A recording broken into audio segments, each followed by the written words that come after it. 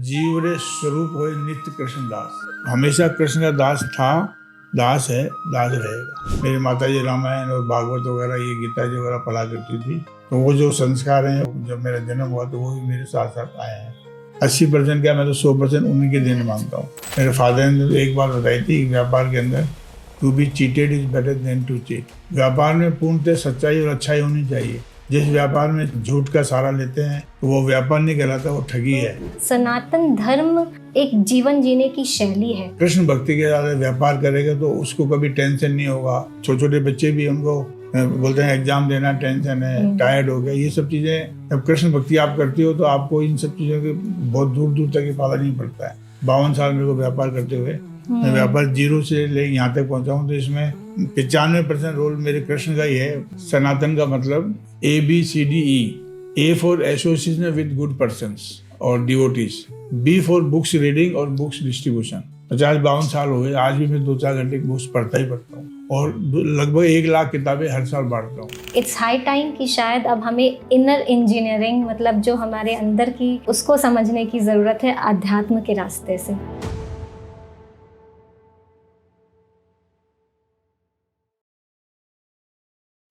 नमस्कार। हर युग में कुछ ऐसे लोग होते हैं जो अपने साथ साथ समाज, संस्कृति और आने वाली पीढ़ी के विकास और निर्माण में सहायक होते हैं और उनकी जनरेशन्स को प्रोटेक्ट करते हैं, संस्कारों को आगे ले जाने का काम करते हैं। आइए, ऐसे ही एक विशेष श्रृंखला में आपका स्वागत है, जहां पर हम संस्कार, संस्कृति और हमारी विचारधाराओं, भारतीय संस्कृति के विचारधाराओं से निर्मित टॉपिक्स पे बात करेंगे, जो कि राष्ट्र निर्माण के बारे में। और हम ऐसे ही विशेष व्यक्तित्व का स्वागत करते हैं आज, जो हमारे साथ हैं Shri OP Modi ji, chairman OK+ group, समाज सेवी, कृष्ण भक्त और सनातन धर्म के प्रचारक। बहुत बहुत स्वागत है आपका। श्री OP मोदी जी, आपके लिए, जहाँ तक हम जानते हैं कि आपके लिए व्यवसाय सिर्फ हानि लाभ का माध्यम नहीं है, आप बल्कि सेवा और साधना का मार्ग समझते हैं इसे। और आपने व्यवसाय के साथ साथ संस्कृति और हमारे सनातन धर्म को आगे लेते हुए आपने हमेशा आगे बढ़ा है, और आपको पूरी दुनिया एक सनातन धर्म के प्रचारक के रूप में भी देखती है। तो ये अध्यात्म की जर्नी आपकी कैसे शुरू हुई, थोड़ा आप हमें बताना चाहेंगे? थैंक यू सोनल जी। व्यवसाय को मैं हानि लाभ के हिसाब से नहीं मानता हूँ। व्यवसाय किसी पूजा से कम नहीं है। व्यवसाय में ईमानदारी से व्यापार करना और लोगों तक उसका लाभ पहुंचाना, ये पूजा ही है। आध्यात्मिक व्यापार में आध्यात्मिक का होना बहुत अति आवश्यक है। बिना आध्यात्मिक व्यापार सही नहीं होता है, तो उसमें कई तरह के झूठ फरेब बेईमानी चालू हो जाती है। इसलिए आध्यात्मिक का सब जगह इन्वॉल्वमेंट होना जरूरी है। हमारे व्यापार के अंदर हमने पूरा आध्यात्मिक का इसमें इस्तेमाल किया हुआ है, और ये हमारे पिताजी माताजी के संस्कार हैं। शुरू से हमारे पूरे भाई बहनों में ये संस्कार मौजूद है। जैसा कि आपने बोला कि ये हमारे बचपन के संस्कार, माता पिता के दिए हुए संस्कार हैं, तो आपको कोई ऐसी सीख अपने बचपन की या अपने माता पिता के दिए गए मूल्यों की जो आप हमारे व्यूअर्स के साथ शेयर करना चाहेंगे? मेरे माता पिता ने तो मेरे को कई सीख दी, मैं बताऊंगा, लेकिन मेरे ख्याल से है ना, शायद मेरा जन्म हुआ था उसके पहले ही शायद है ना हमारे में कई गुण ऐसे डाल दिए गए थे मेरे माताजी पिताजी द्वारा। क्योंकि जब मेरा जन्म हुआ था तो उस समय मेरी माताजी रामायण और भागवत वगैरह ये गीता जी वगैरह पढ़ा करती थी, तो वो जो संस्कार हैं वो जब मेरा जन्म हुआ तो वो भी मेरे साथ साथ आए हैं। उसके अलावा उन्होंने, मेरे फादर ने एक बात बताई थी, व्यापार के अंदर to be cheated is better than to cheat. कभी भी किसी के साथ ऐसा अन्याय मत करना कि उसकी बददुआ अपने को लगे। अपने व्यापार करना पूजा के हिसाब से व्यापार करो, अपनी संतुष्टि के लिए और 2 पैसे कमाने के लिए, लेकिन सही तरीके से। सपने में भी किसी का अपमान न हो जाए, किसी का अपकार न हो जाए, ये हमें बचपन से सीखा है। राइट। तो आप व्यवसायिक सफलता और आपकी अपनी जो अध्यात्म की तरफ रुचि है, कृष्ण साधना है, आप इन दोनों के बीच संतुलन कैसे बनाकर रखते हैं? अध्यात्म या कृष्ण भक्ति तो व्यापार में को बहुत ज़्यादा प्रमोट करती है। कृष्ण भक्ति आपको सिखाती है व्यापार कैसे करना चाहिए। व्यापार एक ऐसी चीज़ है जो बिल्कुल साफ सुथरा होना चाहिए, और साफ सुथरा व्यापार होगा तो लोगों में ट्रस्ट बढ़ता है, तो पूरे Jaipur, Rajasthan, India level trust बढ़ता है। जब ट्रस्ट बढ़ता है तो व्यापार ऑटोमेटिक होता है। तो कृष्ण भक्ति या अध्यात्म तो व्यापार बढ़ाने का सबसे सरल और सबसे सच्चा साधन है। बिल्कुल। तो आप ऐसी कौन सी सीख एक देना चाहेंगे, अब क्योंकि हमने व्यापार की बात अगर शुरू करी है तो कौन सी ऐसी सीख देना चाहेंगे आज के व्यापारियों को, जो आपको लगता है कि कृष्ण भक्ति में जोड़कर वो भी आपके जैसे कृष्णमय होकर अपना जीवन यापन और एक ईमानदारी और निश्चलता के साथ कर सकते हैं? व्यापार में पूर्णतः सच्चाई और अच्छाई होनी चाहिए। जिस व्यापार में झूठ का सहारा लेते हैं या कोई भी उटपटांग काम करते हैं तो वो व्यापार नहीं कहलाता, वो ठगी है। वो व्यापार उसी को कहते हैं। गीता में भगवान कृष्ण ने वैश्य समाज के लिए 3 चीजें बताई, जिसमें गौरक्षा, कृषि, गोरक्षा और वाणिज्यम। तो व्यापार में वो बताया है जो बिल्कुल साफ सुथरा हो, जिसमें किसी का भी कोई अपकार ना हो, किसी का कोई बुरा ना हो, तो वो व्यापार है। जो भी व्यापारी व्यापार को बढ़ाना चाहता है, वास्तव में कई गुना बढ़ाना चाहता है, तो कृष्ण भक्ति का सहारा ले। उस बिल्कुल भगवान कृष्ण जैसे गीता में कहा है, ग्रंथों में जैसे कहा है, वो साफ सुथरा व्यापार करे, व्यापार अपने आप जब ट्रस्ट बढ़ जाएगा तो व्यापार अपने आप ऑटोमेटिक बढ़ जाएगा। और आपने अभी अभी एक चीज बोली थी कि गर्भावस्था के दौरान ही आपको ये सारे संस्कार, जो आपको लगता है कि शायद आपके अंदर अपने आप ही स्वतः ही ये सात्विक गुण आया है आपके, और ये सब कहीं ना कहीं ये जाता है आपकी माता द्वारा दिए गए वो संस्कार। तो आपको क्या लगता है कि सच में ऐसा कुछ होता है, या क्योंकि हम भी आपको, जैसा आप जानते हैं कि हम जो हमारी ऑर्गेनाइजेशन है मदर्स वाइब, हम तो ये मानते ही, और साइंस भी ये मानता है कि बच्चे का 80% मानसिक विकास माँ के गर्भ में ही हो जाता है। तो आपके द्वारा ये चीज़ बताए जाना तो ये और भी ज़्यादा बहुत अच्छा लग रहा है हमें। लेकिन आप इसमें कुछ और इस बारे में थोड़ा विशेष करके आप बताना चाहेंगे? अभी जैसा मैं सोनल जी के साथ बैठा हूँ, मदर वाइफ्स की जो CEO हैं, ये व्यापारिक गुण तो मेरे माता पिता जी के उसमें नहीं आए हैं। जो सात्विकता, सच्चाई और अच्छाई जो है ना, जैसे बिल्कुल साफ बोलना, सत्य बोलना और किसी का बुरा नहीं करना, जो अच्छे गुण, जो मानवता के, अपन मनु की संतान है, जो भी मानव है सब मनु की संतान है। तो जो मानवता के जो गुण है वो मेरे माता पिता ने मेरे जन्म के पहले मेरे को, जब मैं अपनी माँ के गर्भ में रहा हूँ उस समय मैंने बहुत कुछ सीख लिया था। तो जो मानवता वाले गुण वो तो निश्चित तौर पे मेरी मदर की देन है। 80% क्या, मैं तो 100% उन्हीं की देन मानता हूँ।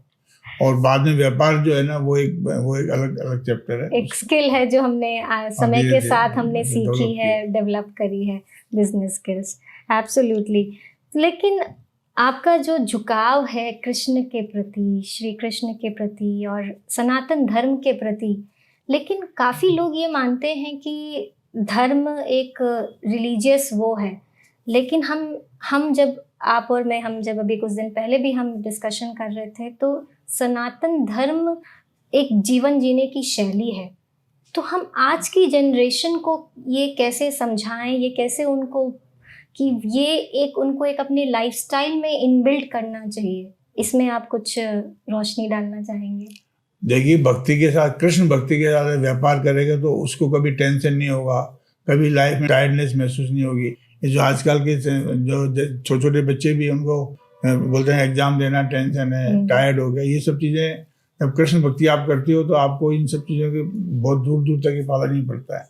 अपने भगवान की भक्ति करने का मतलब है, भगवान कृष्ण ने जो भगवत गीता में सिखाया है कि उन्होंने कहा कि मेरे एकम शरणम, मेरे एक शरण में आ जाओ, बाकी मैं तुम्हारा सब कुछ देख लूँ। और ईमानदारी की बात ये, 52 साल मेरे को व्यापार करते हुए, मैं व्यापार 0 से ले यहाँ तक पहुँचा हूँ, तो इसमें 95% रोल मेरे कृष्ण का ही है, कृष्ण भक्ति का ही, 5% मेरा अपना पुरुषार्थ होगा। जी जी जी। तो आपका कोई फेवरेट श्लोक या कोई ऐसा जो स्टोरी या कुछ आप शेयर करना चाहेंगे आज की हमारी जनरेशन के साथ, जो आप अपनी लाइफ में अप्लाई करते हो?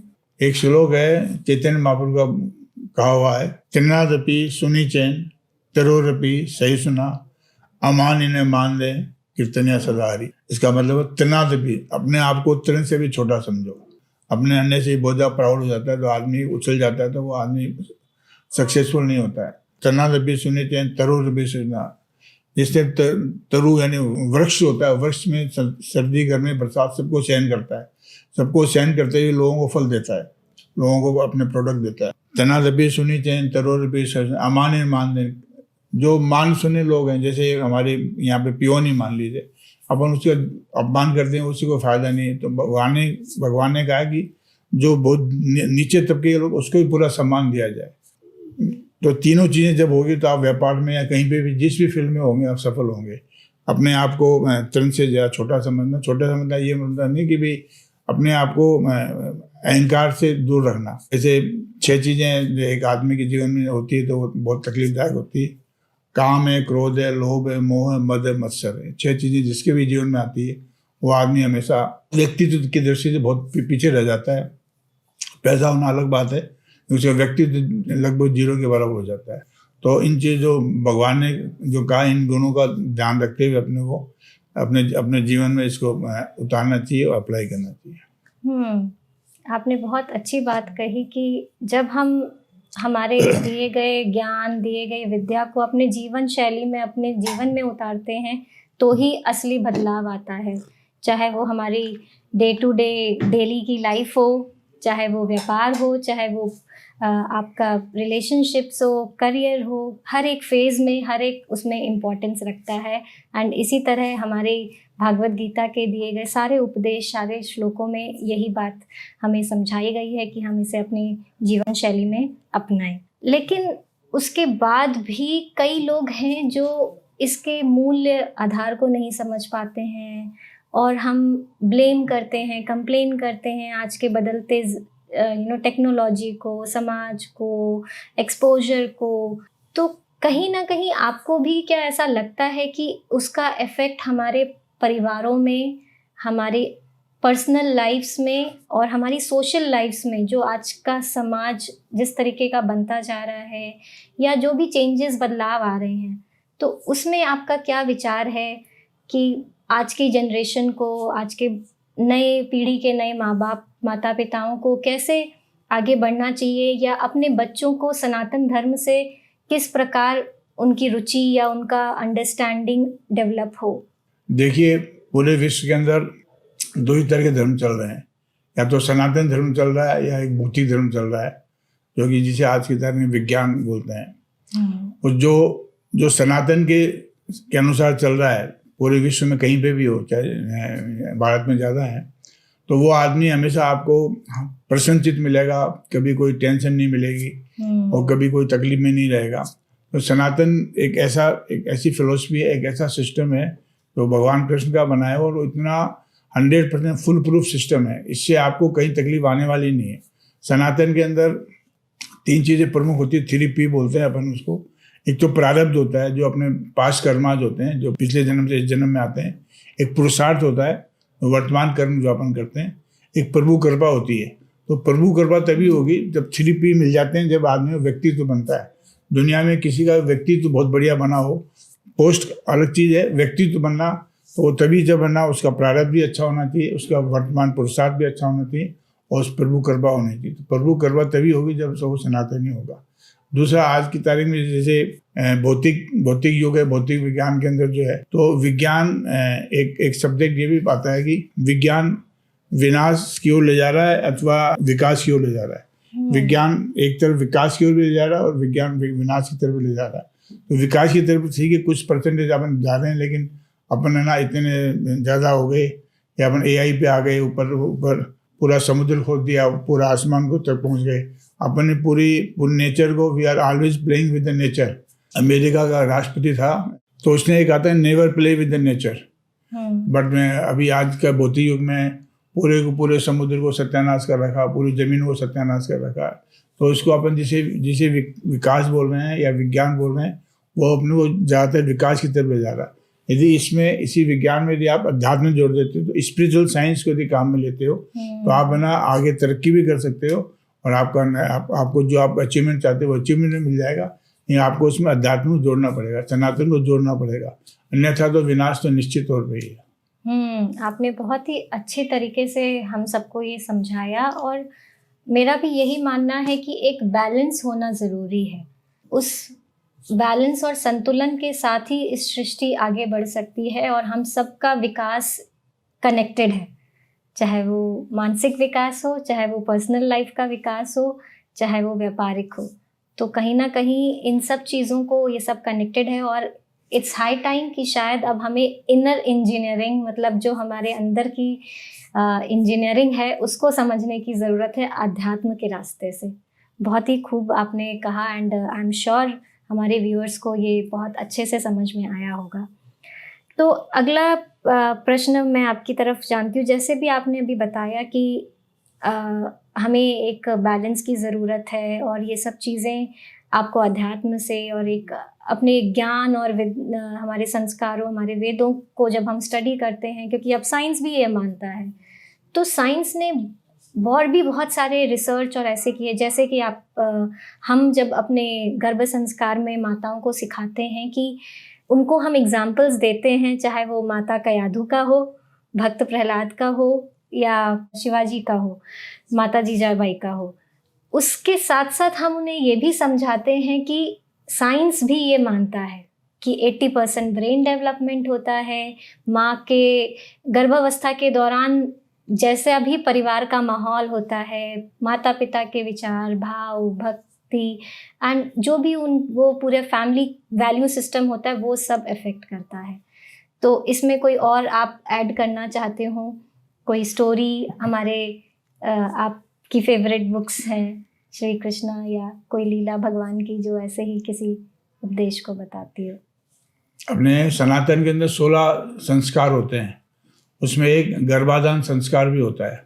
गर्भाधान एक बाकायदा संस्कार है, जैसे जीवन में जन्म भी एक संस्कार है, मरण भी एक संस्कार है, तो उसी तरह गर्भाधान एक संस्कार है जो प्रॉपर टाइमिंग के अंदर गर्भाधान होना चाहिए। और जब 9 महीने जब तक माता जब तक गर्भ पेट में रहता है, तब तक उसको आध्यात्मिक विचारधारा रखनी चाहिए, आध्यात्मिक पुस्तकें पढ़नी चाहिए, अच्छी अच्छी बुक्स पढ़नी चाहिए, भोजन भी बहुत अच्छा सात्विक ग्रहण करना चाहिए। उसका इफेक्ट ये अपने शास्त्रों में उसका इफेक्ट उसके आने वाली जो भी बच्चा है, लड़का लड़की जो भी होता है, उसको इफेक्ट पड़ता है। इसका एक उदाहरण जो है, हिरण्यकशिपु जो था, कयाधु उसकी धर्मपत्नी थी, तो उसके जब पेट में भक्त प्रहलाद थे, तो हिरण्यकशिपु तप करने चला गया। तो 36,000 वर्ष तक उसने तप किया। तो जब तक है ना, वो कयाधु जब थी, कयाधु पेट में जब भक्त प्रहलाद थे, जब है ना नारद जी उसको अपने यहाँ ले गए, फिर नारद जी ने उनको शिक्षा दी। शिक्षा जब तक वापस नहीं आया, जब तक एक as a special case Narad ji ने उनको ये आशीर्वाद दे दिया कि जब हिरण्यकशिपु आएगा तभी इस बच्चे की डिलीवरी होगी, तो तब तक बच्चा पेट में उसमें रहा। नारद जी ने उसको पेट में सब कुछ सिखा दिया। जब है ना भक्त प्रहलाद बाहर आए थे, तो ऑलरेडी वो एक्स्ट्रा ऑर्डिनरी भक्त हो चुके थे। तो वो जब है ना अपने कयाधु के घर में थे, उन्होंने सब पूरी भक्ति का सब कुछ सीख लिया था। और भक्ति भी ऐसी सीख ली, 5 साल के अंदर उसके पिताजी ने कितनी कोशिश की उनको मारने की या सब कुछ करने की, लेकिन वो है ना उसका कुछ भी नहीं बिगड़ा।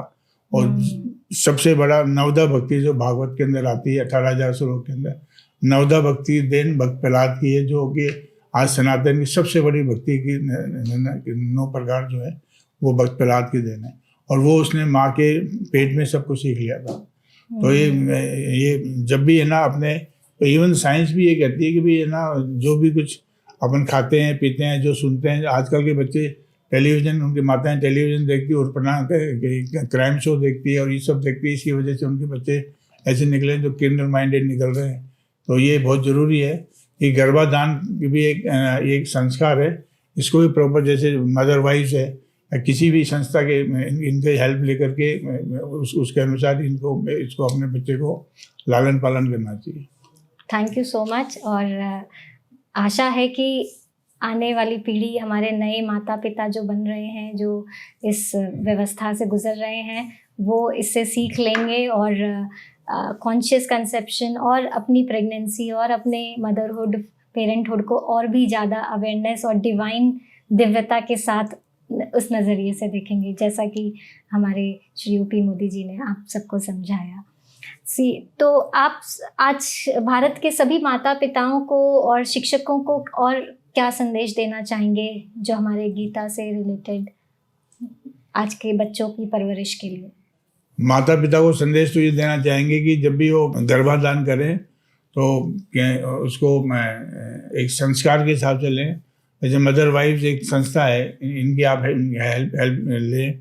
ये काफ़ी अच्छा काम कर, सोनल जी मैं पहले ही मिल चुका हूँ, ये बहुत बढ़िया काम कर रही हैं। इसको एक संस्कार समझे, हर चीज़ में अपन टाइम लगाते हैं, पैसा लगाते हैं, तो एक गर्भाधान को भी अच्छी तरह समझे कि अपनों को कब करना चाहिए और प्रॉपर गाइडेंस में करना चाहिए। रही टीचर्स की बात है, टीचर्स को तो इस भौतिक युग में टीचर्स को थोड़ा आध्यात्मिक पुट देना चाहिए। आज है ना, मैं भी साइंस ग्रेजुएट हूँ, लेकिन साइंस भी मानती है there is some vital force is there. God बोल के नहीं मानती, वाइटल फोर्स मानती है। तो साइंस विज्ञान का अपना महत्व है, लेकिन स्पिरिचुअल साइंस जो कि सबसे बड़ी है वो उसका बहुत ज़्यादा महत्व है। एक भौतिक विज्ञान हुआ, एक आध्यात्मिक विज्ञान हुआ। जो भी टीचर हैं, जो गुरुजन हैं, उनको भी आध्यात्मिक विज्ञान पे विशेष ध्यान देना चाहिए। उसको ध्यान में रखते हुए चाहे फिजिक्स केमिस्ट्री जो सिखाना सिखाओ, लेकिन आध्यात्मिक विज्ञान पे विशेष ध्यान देना चाहिए। उसको ध्यान में रखते हुए कुछ व्यापारी को व्यापार करना हो या किसी पॉलिटिक्स, लेकिन स्पिरिचुअल साइंस का ध्यान में रखते हुए करना चाहिए, ताकि उसका व्यक्तित्व का निखार हो और उसको उपलब्धि हो और उसको अपना अचीवमेंट मिले, उसका गोल पूरा हो। कुछ और 2-4 मेरे पास संक्षिप्त में मतलब शॉर्ट क्वेश्चंस हैं जो मैंने सोचा था आपके लिए। जैसे कि आपकी कोई एक प्रिय किताब सनातन धर्म या कृष्ण भक्ति से रिलेटेड जो आपने अपने जीवन में उतारी हो? मैं थोड़ा सा डिटेल में बता दूं। सनातन का मतलब ABCDE 5 वर्ड हैं, ये सनातन से डिफाइन करते हैं।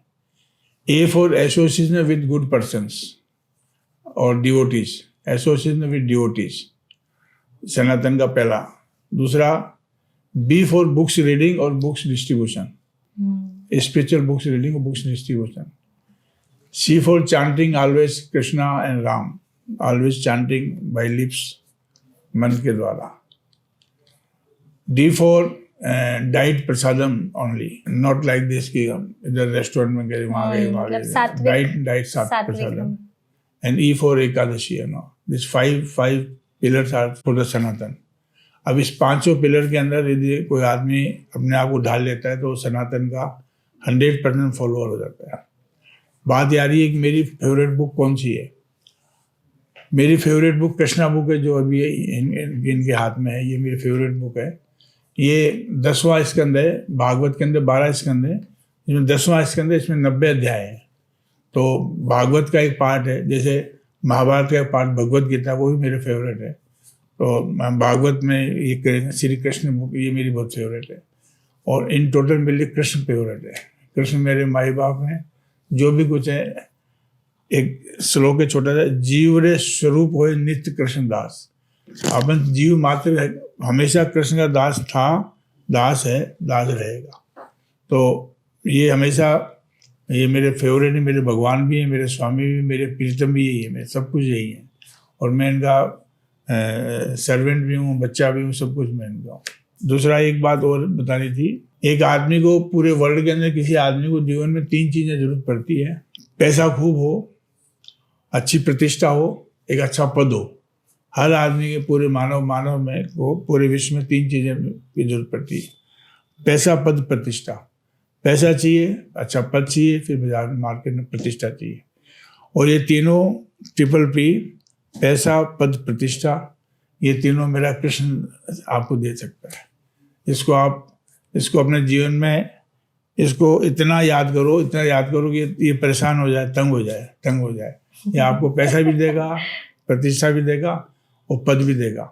ये मेरे को जो भी कुछ दिया है, ये 4 में क्या 100% इन्हीं का रोल है। तो जिसको भी अपने जीवन में तीनों चीज़ें चाहिए, पैसा भी चाहिए खूब और प्रतिष्ठा भी खूब चाहिए और पद भी अच्छा चाहिए, भगवान कृष्ण की अनन्य भक्ति करो, निरंतर भक्ति करो, 100% आपको मिलेगा। बिल्कुल। ये मेरी फेवरेट बुक है। Thank you so much. और आप में से अगर कोई भी आएगा कभी भी इनसे मिलने तो खाली हाथ नहीं जाएगा, ये मेरा ज़रूर अश्योरेंस है, क्योंकि ये जाने ही इसीलिए जाते हैं कि वो ज़्यादा से ज़्यादा कृष्ण भक्ति और सनातन धर्म और राष्ट्र निर्माण की नींव रखना चाहते हैं, इसीलिए वो हम सब में ये बीज बो रहे हैं कृष्ण भक्ति का। बहुत बहुत धन्यवाद, thank you so much. Thank you.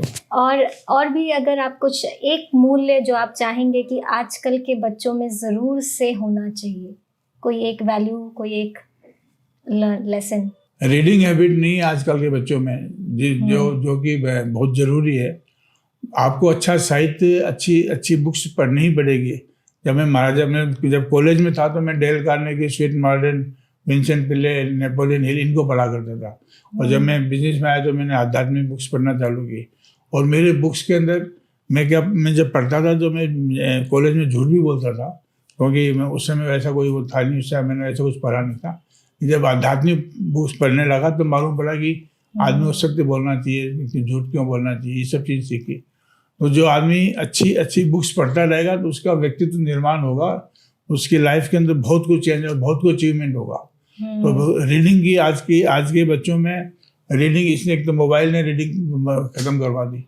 तो अच्छी बुक्स पढ़ते रहना चाहिए। मेरा आज भी है कि मैं आज भी 2-3-4 घंटे, 50-52 साल हो गए, आज भी मैं 2-4 घंटे बुक्स पढ़ता ही पढ़ता हूँ। और लगभग 1 लाख किताबें हर साल बांटता हूँ। 8-10 हज़ार किताबें हर महीने बांटता हूँ, अच्छी किताब निःशुल्क बांटता हूँ, इसलिए कि लोग पढ़ें।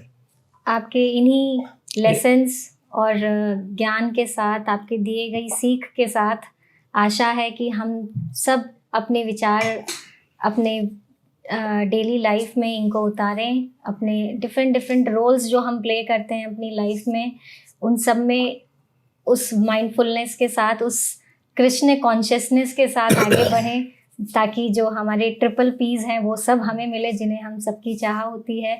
तो आजकल की साइंस भी यही सिखाती है, चाहे वो मैनिफेस्टेशन हो, न्यूरो लिंग्विस्टिक प्रोग्रामिंग हो, वो सब यही मानता है कि जिस भी चीज़ पर हम फोकस करते हैं वो ग्रो करता है।